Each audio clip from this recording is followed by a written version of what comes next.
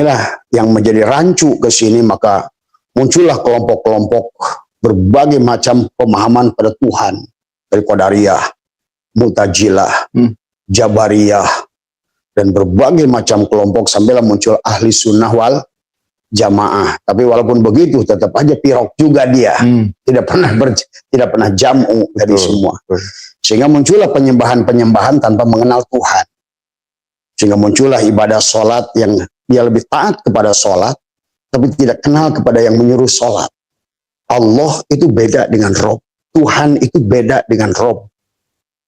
Tadi semua. Maka Tuhan ada menyebut dirinya adalah Rob. Bisa Alhamdulillahi Rabbil Alamin.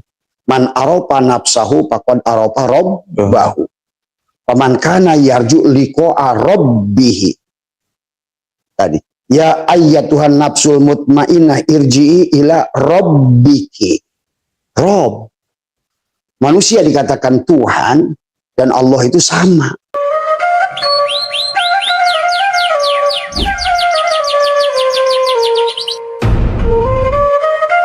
Menjadi orang tua, menjadi sesepuh. Amin. Bagi bangsa ini, ya teman-teman semuanya. Abah, kita tahu banyak sekali orang ingin mencari Tuhan, tapi mereka lupa tidak mengenal dirinya sendiri. Rajin ibadah, tapi masih suka marah-marah. Ya kan, rajin berdoa, tapi hatinya selalu gelisah gitu. Nah, kita tahu dulu para wali pun membongkar dirinya sendiri untuk mereka sampai di level hakikat atau makrifat, bukan kemudian mencari dari luar gitu. Nah, pertanyaannya Abah, mungkin kita awali dari makrifat itu sebenarnya apa sih, Bah? Gitu. Dari situ, Bah. Baik, Mas Hendra dan juga sahabat ngaji Roso dimanapun berada, dan sahabat Abah Setu MDNH dimanapun berada, Abah selalu mendoakan kepada seluruhnya dimanapun senantiasa bahagia. Amin, amin. Dan ingin menebarkan energi bahagia ke seluruh Nusantara ini dengan membawa kepada kesadaran dari semua. Sebetulnya dari kata ma'rifat, ya. Ma'rifat itu kan dasar katanya adalah, kalau dikitakan secara terjemahan adalah mengenal semua. Adalah mengenal Allah tadi.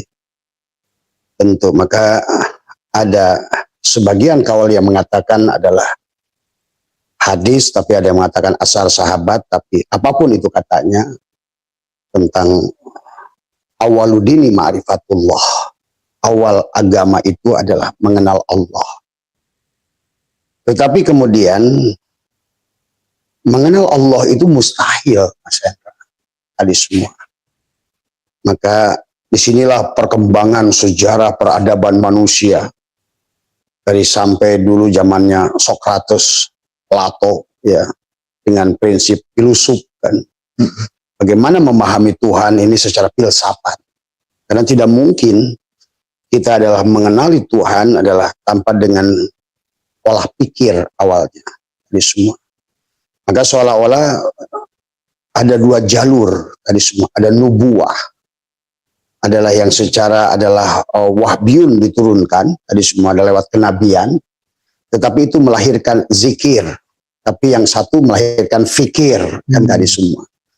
Maka itulah landasan dasar adalah kemudian oleh Al-Farabi dikawinkan adalah di abad ke-10 itu adalah zikir dan fikir.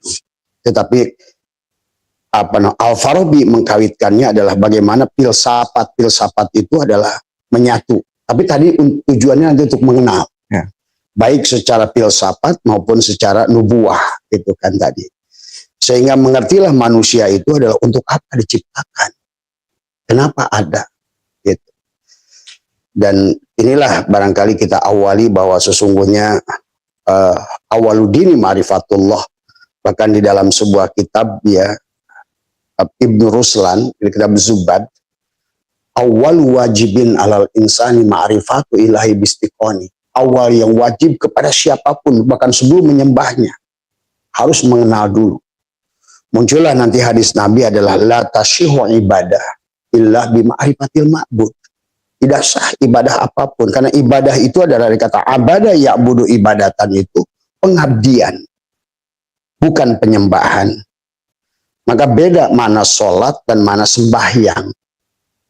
Maka inilah yang menjadi rancu ke sini, maka muncullah kelompok-kelompok berbagai macam pemahaman pada Tuhan, dari Qadariyah, Mu'tazilah, Jabariyah, dan berbagai macam kelompok, sampailah muncul ahli sunnah wal jamaah. Tapi walaupun begitu tetap aja pirok juga dia, tidak pernah jamu dari semua. Sehingga muncullah penyembahan-penyembahan tanpa mengenal Tuhan. Sehingga muncullah ibadah sholat yang dia lebih taat kepada sholat, tapi tidak kenal kepada yang menyuruh sholat. Tuh. Bahkan dia membaca firman-firman Tuhan, tapi tidak mengenal kepada yang berfirman. Kemudian dia juga melakukan, bahkan tidak kenal dengan Rasulullah. Maka inilah, maka banyak orang bersolawat juga tidak kenal kepada Rasulullah. Maka, nah dalam konsep ini sebetulnya ada dikatakan, tidak mungkin kita kenal Allah kecuali kita kenal mati. Maka sampai ada hadis Nabi adalah innakum lantaro robbakum hatta tamutu. Kamu tidak akan kenal dengan Tuhan kalian. Kamu tidak akan bisa melihat Tuhan kalian sampai kamu mati. Kalau begitu berarti kan kita harus sampai mati dulu. Telat dong Mas Hendra. Ya. Jadi kapan bisa menyembah Tuhan dengan benar kalau harus sudah mati dulu? Tadi semua. Bahkan baginda Nabi menyampaikan sesungguhnya kehidupan manusia di dunia ini adalah mayoritasnya dalam keadaan tidur. Sementara tidur itu adalah kematian. Maka dikatakan tidak mungkin kamu kenal Allah kecuali kenal mati. Tapi tidak mungkin kamu kenal mati nunggu mati. Maka kamu harus belajar kenal mati dari tidur. Maka tidur adalah merupakan pelajaran untuk kita mengenal mati. Sebenarnya diri kita pada saat tidur, Mas Hendra pasti lupa sebagai YouTuber. Mas Hendra lupa sebagai laki-laki. Mas Hendra lupa punya anak berapa. Mas Hendra tidak tahu status Mas Hendra apa, identitas apa. Sebetulnya itu yang diajarkan Tuhan. Kamu bukan siapa-siapa. Kamu bukan apa-apa. Sebenarnya dirimu adalah tidak ada. Itu sebetulnya awalnya. Maka muncullah pernyataan Nabi, man tolaba maula bi ghairi nafsihi faqad dhalalan ba'ida. Siapa mencari Tuhan keluar dari diri, maka dia tidak akan tersasar. Maka prinsip filsafat ini menjadi sejalan akhirnya. Pikir dan zikir itu tidak bisa dipisahkan. Maka dalam pemahaman filsafat, maka muncullah dari Allah sendiri yang menyampaikan di dalam Al-Quran. Kenapa hampir seluruh ayat Al-Quran itu suruh mengenal diri, membaca diri. Sampai firman yang pertama adalah Iqra bismi rabbikal ladzi khalaq. Tapi di situ manusia banyak nggak bisa membedakan antara Rob dan Allah, Mas Hendra. Allah itu beda dengan Rob. Tuhan itu beda dengan Rob. Tadi semua. Maka Tuhan ada menyebut dirinya adalah Rob. Bisa alhamdulillahi rabbil alamin. Man aropa nafsahu faqad aropa rabbahu. Paman kana yarju liqa'a rabbihi. Tadi. Ya ayyatuhan nafsul mutmainnah irji'i ila rabbiki. Rob. Manusia dikatakan Tuhan dan Allah itu sama. Maka mengenal makrifat itu adalah mengenal kepada Allah, Tuhan. Makanya la ilaha illallah itu tiada Tuhan gitu kecuali Allah. Nah, disinilah sesungguhnya adalah konsep Al-Farabi, konsep Plato, Aristoteles, kemudian juga ke sini juga mau nggak mau ada filosof Islam seperti Imam Ghazali pun akhirnya masuk ke dalam filsafat. Karena tanpa filsafat, bagaimana manusia itu hanya dikenali, bisa didetailkan, ibaratkan manusia itu bisa ibaratkan mobil, dilepas semua bagiannya, bannya, setirnya, segalanya. Manusia pun bisa. Maka pada saat Allah berfirman, hal ata alal insani hinun minad dari lam yakun syai'an madhura.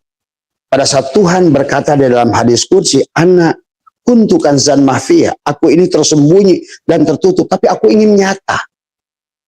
Nah, inilah nanti akan dipahami oleh Ibnu Rus dan debatlah dengan Imam Ghazali, apakah dunia ini, manusia ini akan habis, hilang. Timbullah perdebatan dari aspek filsuf dan dari aspek nubuah kan tadi semua. Ya. Jadi intinya adalah pada dasarnya Allah, kalau berdasarkan pandangan Abdullah Ibnu Arabi dan pandangan juga Al-Farabi, adalah sesungguhnya di alam ini adalah zat Allah yang maha suci itu adalah terpisah sebetulnya. Nah, ini. Adapun yang muncul ke alam ini adalah merupakan luluberannya Mas Hendra. Maka disitulah Allah menyebut adalah memiliki sifat adalah siapa sih? Al-Musawwir tadi semua. Allah itu punya sifat adalah Al-Musawwir. Artinya pemberi bentuk tadi semua. Allah itu menyebut dirinya Ar-Razik. Kalau Allah adalah pemberi bentuk, maka harus ada yang dibentuk. Kalau Tuhan itu adalah pemberi rizki, Ar-Razik, maka harus ada penerima rizki. Kalau Allah itu Al-Khaliq, maka harus ada Al-Makhluk. Itu. Kalau Allah adalah Az-Zikir, maka harus ada yang mengingat, mazkur. Nah, disinilah akhirnya mengenal Tuhan itu tidak bisa kecuali kenal diri. Karena mazkur dengan zikir dan madkur satu. Kemudian juga Khaliq wal Makhluk juga satu. Cuma ada posisi dia sebagai disebut adalah Tuhan itu sebagai Rob, maka itulah Rob itu ada jamak. Allah itu nggak ada jamak, mufrad aja nggak ada, apalagi jamak. Maka Allah itu sebetulnya adalah, kalau seandainya kata Abah juga, adalah Allah dalam Quran, beliau sendiri yang mengatakan, aku ini adalah nurus samawati wal ard. Tapi kemudian pada saat dengan alifnya, lillahi ma fis samawati wal ard. Dihilangkan lagi lamnya, lahu ma fis samawati wal ard. Sampailah kul huwallahu ahad. Nah, manusia yang sudah kenal Allah sejatinya, Allah itu adalah sudah ahad dia. Maka nama dia sudah diganti dengan huwa. Yeah. Tapi tidak mungkin kenal dia itu kecuali kenal diri. Maka muncullah man arofa nafsahu faqad arofa robbahu wa man arofa robbahu fasadal jasadahu. Siapa kenal dirinya? Dia kenal Tuhannya. Nah, siapa kenal dirinya? Dia kenal Tuhannya, bukan kenal Allah kan? Tuhannya, Robnya. Jadi Robnya gelas keramik ini ya si keramik itu. Yeah. Karena Al-Musawwir pembentuk, pemberi bentuk, dan yang diberi bentuk satu. Yang Qadim, yang Bako, dan yang Abko satu. Yang mencipta, yang dicipta satu. Yang menyembah dan disembah satu. Yang mengingat dan yang diingat satu. Makanya nanti menjadi banyak yang mencari, yang dicari satu. Sebetulnya adalah, tapi jangan dimaknai adalah ittihadul, kan memang tidak ada kitanya. Maka tinggal kamu yang ada atau aku yang ada. Maka inilah nanti pada konsep nubuah, konsep kewalian, pada benda, dialah yang tajali pada segalanya. Pada saat kelebihan dia itu ada pada Nabi disebutlah mukjizat. Pada saat datang pada wali disebutlah karomat dia, gitu. Pada saat ada pada benda khosyat. Maka setiap benda itu ada khosyat, gitu. Maka ada mukjizat. Kalau ibaratkan pada Nabi itu disebut mukjizat, tapi pada kencur itu khosyat, gitu. Pada binatang itu mawat. Tadi semua. Pada dasarnya ya ada satupun yang tidak diliputi oleh dia. Maka itulah kepada dia tidak bisa ditunjuk, karena ada di dalam berbagai kitab tauhid, Allah itu bebas dari 10 makulat yang tidak boleh, bukan di depan, bukan di kanan, bukan di kiri, bukan dari semua. Maka siapapun yang mampu menghilangkan dirinya, pengakuan dirinya, ego dirinya, mengkosongkan dirinya, hadirlah dia. Bahkan hari ini metode pengobatan yang Abah lakukan adalah bisa dilakukan dengan itu. Abah sudah buktikan sekarang beberapa orang yang sakit, dia sendiri yang mengobati dengan ucapannya dia sendiri pada saat dia mengkosongkan pikirannya. Bahkan tadi kita praktek di kolam renang dengan Pak Abu, pada saat kita kosongkan pikiran kita bisa terapung seperti balon. Hari kita praktekkan ya Pak Abu, tadi semua. Ya. Itulah sesungguhnya kita itu sebenarnya bagaimana kita mengembalikan, menumpahkan. Maka dalam ilmu bagaimana martabat alam 7, kan kita sampai kepada alam dohir ini. Dan itulah yang dijelaskan oleh Al-Farabi juga, sesungguhnya adalah melewati 10 tingkatan akal. Gitu. Jadi akal yang pertama melahirkan akal yang kedua melahirkan akal yang ketiga. Bahkan sampai alam syahadah ini, tumbuhan, manusia, semua, itulah sampai pada akal Tuhan yang ke-10, nyatalah kehidupan ini. Tapi kehidupan kepada manusia, karena manusia adalah kosmik terendah dari Tuhan, perwujudan dari Tuhan, tujuannya bukan untuk kekayaan, menyenangkan diri, untuk kembali. Maka ada bahasa mereka adalah dari alam ahadiyah, wahdah, wahidiyah, arwah, misal, ansam, insan, itu kita harus kembali. Arti roji'un. Inna lillah itu adalah konsep datang, wa inna ilaihi roji'un adalah konsep pulang. Tapi tidak mungkin, maka nanti dalam kaitannya dengan ibadah, manusia itu adalah akhirnya menggerakkan tubuhnya, tapi dia tidak mengerti kepada siapa yang dia ibadahi. Sampai Nabi bersabda, la tasyuhu ibadah illa bihuduril qalbi. Tadi semua. Maka kalau bahasa Ibnu Al-Farabi, sesungguhnya tubuh manusia itu satu kerajaan Tuhan. Jadi untuk mengenal Tuhan, untuk mengenal kerajaan Tuhan yang besar ini, cukup mempelajari diri. Begitu kenal pada diri, pasti kenal pada Tuhan. Tadi semua.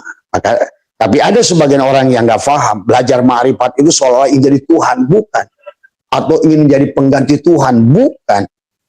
Karena sebenar-benarnya diri kita ini adalah hanyalah, maka disebutnya oleh dalam kitab-kitab tasawuf yang tinggi, anajulat, ayunat, kita ini, penampakan, kenyataan.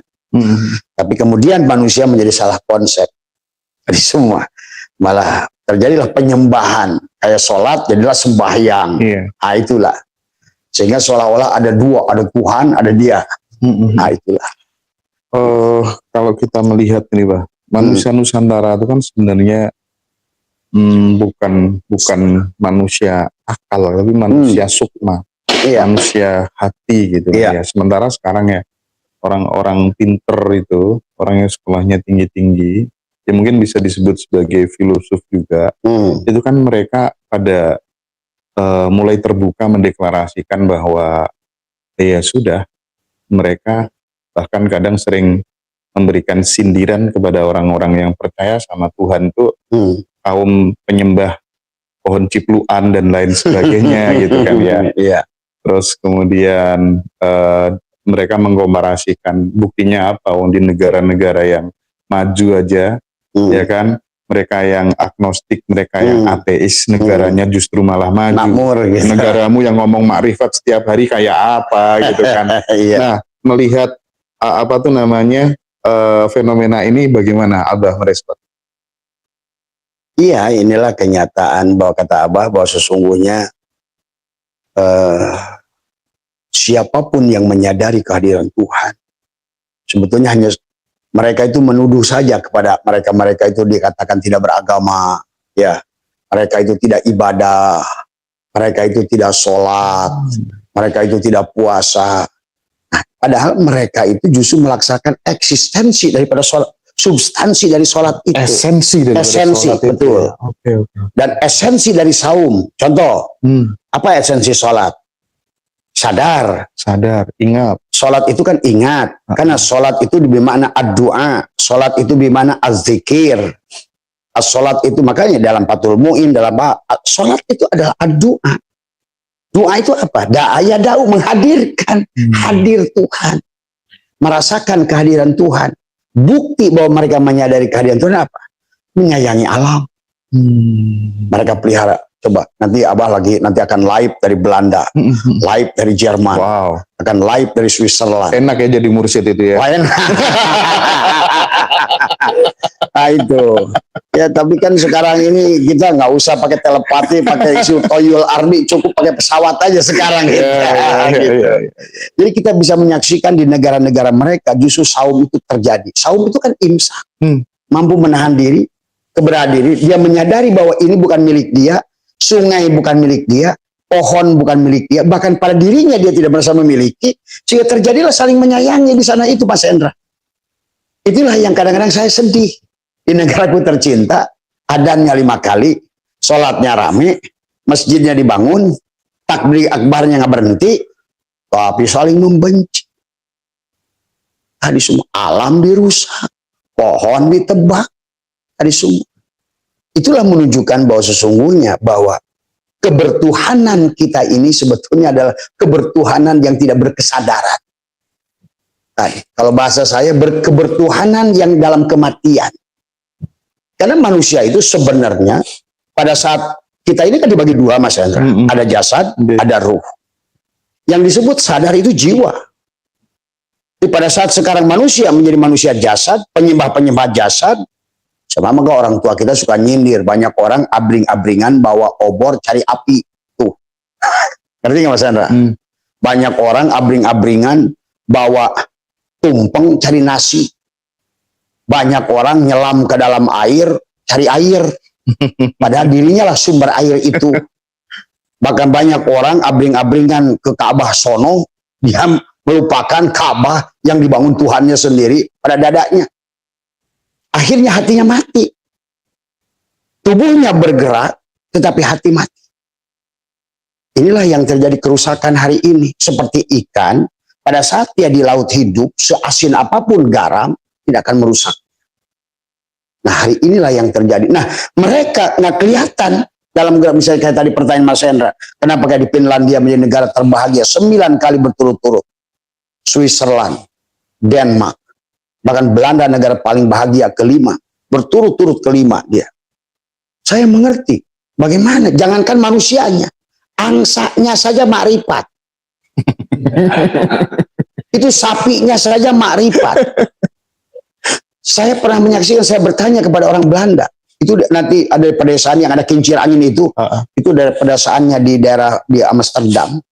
Saya tanya, begitu waktu sore, datanglah angsa-angsa besar itu pada terbang. Yang ke halaman orang ini, yang punya ke halaman orang ini, yang ke halaman ke sebelahnya. Saya tanya, itu angsa nggak tuker? Dia bilang, no, Mr. Asep. They know di mana rumah mereka. Saya bilang, waduh, ini angsa aja makrifat. Di tempatku jangankan angsa, orangnya aja nyolong dan gitu tadi. Itu betul itu yang terjadi.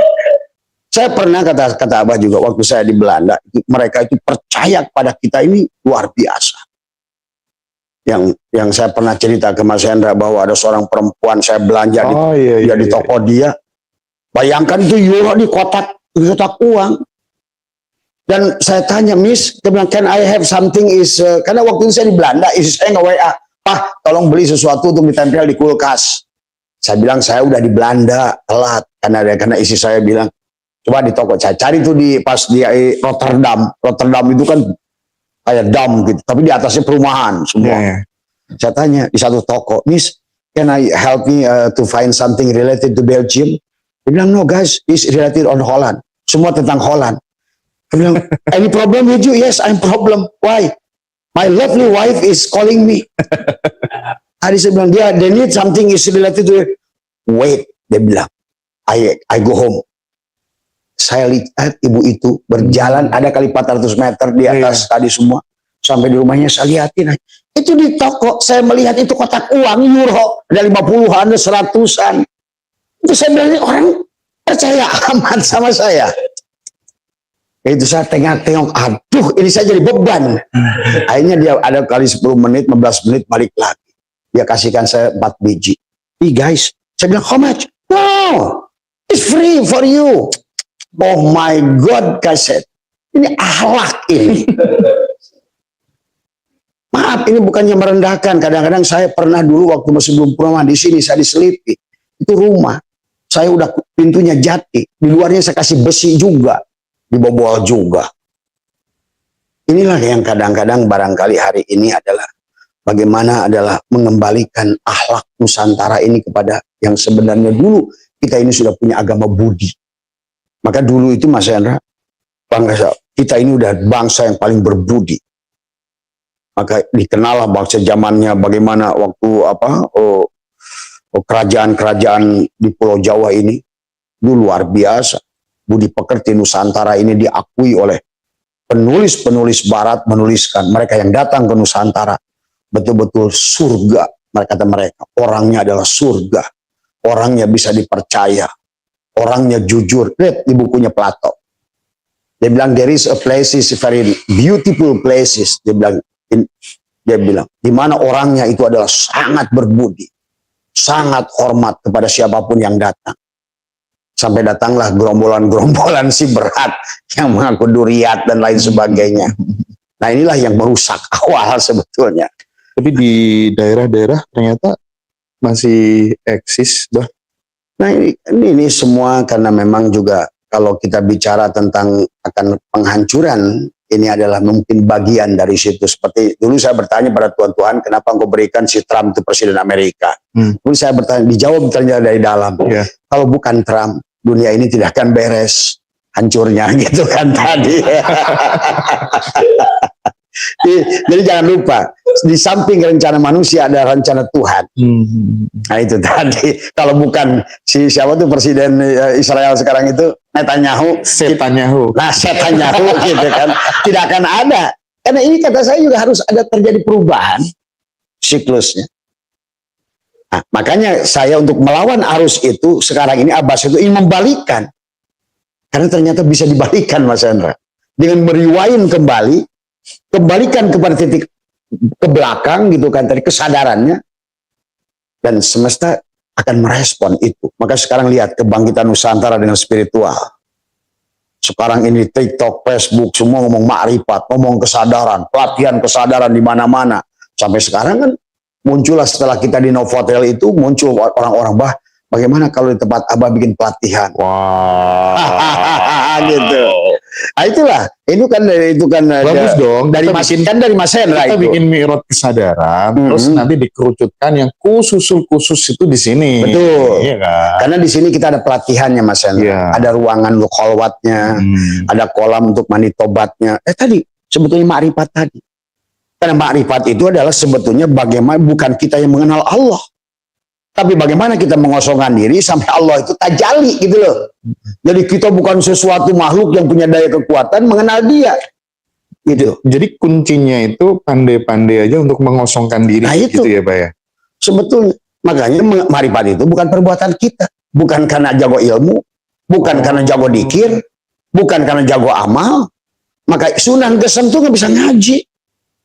Sunan Geseng itu. Sunan Kalijaga itu ahli maksiat awalnya. Bahkan maaf, Ma'osa, Ma'oda itu nggak bisa baca Quran. Muridnya Syekh Abdullah Mubawah, Syekh Abah Anom itu. Katanya Ma'ois itu nggak bisa baca Quran, baca apa. Bahkan kalau pakaian pun dia bilang pakai baju perempuan yang tidak tutup aurat sebetulnya. Tapi pada saat dia menapikan dirinya, itulah para aulia-aulia Allah itu. Sama kan, pada nabi-nabi juga sama. Maka pada saat Musa, kan pada saat bagaimana Musa diangkat jadi Rasul. Waktu dia ingin mengenal Tuhan. Kata Allah lantaroni. Nah itu. Sampai kata Allah, tidak mungkin kau Musa. Karena umat Nabi Musa meminta, aku tidak akan iman. Lanuk minalaka hatta narallahu jahrotan. Aku tidak iman padamu Musa. Dan pada Tuhanmu sampai aku melihat Tuhanmu dengan jelas. Masa aku menyembah Tuhan yang tidak jelas? Nah itu. Nah itulah Musahin yang ngotot kan minta kepada Tuhan. Sampai dia mengatakan, sampai Tuhan ini mengatakan, kamu tidak akan bisa sampai kamu lepaskan dua terompahmu dan keluarlah dari lembah Muqaddas itu. Dalam satu ayat dikatakan lagi pada saat Musa tetap ngotot minta bertemu Tuhan, akhirnya dia disuruh Tuhan bertemu dengan seorang guru yang bernama Khidir alaihissalam. Gagal juga Musa itu. Maka itulah konsep Al-Baqarah penyembelihan kan kata tadi semua. Disitulah Allah mengajarkan kepada kita kalau ingin mengenal Allah adalah membunuh diri. Makanya kenapa pada saat penduduk Musa itu adalah pada saat Musa itu keluar, kemudian orang-orang Musa itu mengikuti Samiri, kisah syariatnya. Padahal itu kan itu adalah sanepan dari Tuhan sebetulnya. Menciptakan adalah sapi dari emas. Sampai Musa berkata, ya Allah bagaimana aku menghukum mereka? Apa kata Allah? Wa id qala Musa ya qaumi innakum dalamtum anfusakum bittikhadikumul ijla fatubu ila bariikum faqtulu anfusakum. hai Musa, hai katakan pada kaummu, sesungguhnya kalian sudah dolim pada diri kalian sendiri. Maka apa kata Allah tadi? Atubu ila bari'ikum. Kembalilah pada Tuhanmu, tabayatubu taubatan. Dengan cara apa? Faktulu anfusakum, bunuhlah dirimu. Artinya bukan membunuh, membunuh. Itulah konsepnya kesini menjadi al-mutu qoblaan tamutu. Jadi pada dasarnya konsep dengan Tuhan itu nafi isbat, kamu yang ada, yang tidak ada. Kan tidak mungkin itihad dan hulul. Gitu. Kalau kamu yang ada, dia tidak ada. Kalau kamu yang wujud, dia ada. Maka muncullah man arafa nafsahu bil wujud, faqad arafa rabbahu bil man arafa nafsahu bil adam, faqad arafa rabbahu bil wujud. Siapa kenal dirinya yang tidak ada, ketemulah dia Tuhan yang ada. Nah, itulah maka Tuhan berkata dalam hadis qudsi, orang-orang yang mau dan ridho, raditu billahi robba, dan beraslama, berserah diri, menafikan segala apa yang ada. Maka dalam konsep apa? Dengan la hayyun, la ilmun, la sami'un, la basirun, la qadirun, la muridun, la mutakalimun, la maujudun bihaqillallah itu. Tuhan sampai akhirnya berkata, innal abdi ida ahbabtuhu qataltuhu wa qataltuhu wa anadiyatahu. Jika hamba mencintaiku, ternyata pada saat hamba mencintai Allah itu, hamba itu mempanahkan diri, meleburkan diri. Jadi inilah maka kenapa Syaikhullah dalam hikmah 200 berapa kata Syaikhullah, Allah melarang kalian mengakui barang orang lain menjadi milikmu. Apalagi apa yubihu, apalagi Tuhanmu, Tuhan pemilik Rabb alam ini, kau merasa wujud, kau telah merampok hak dia.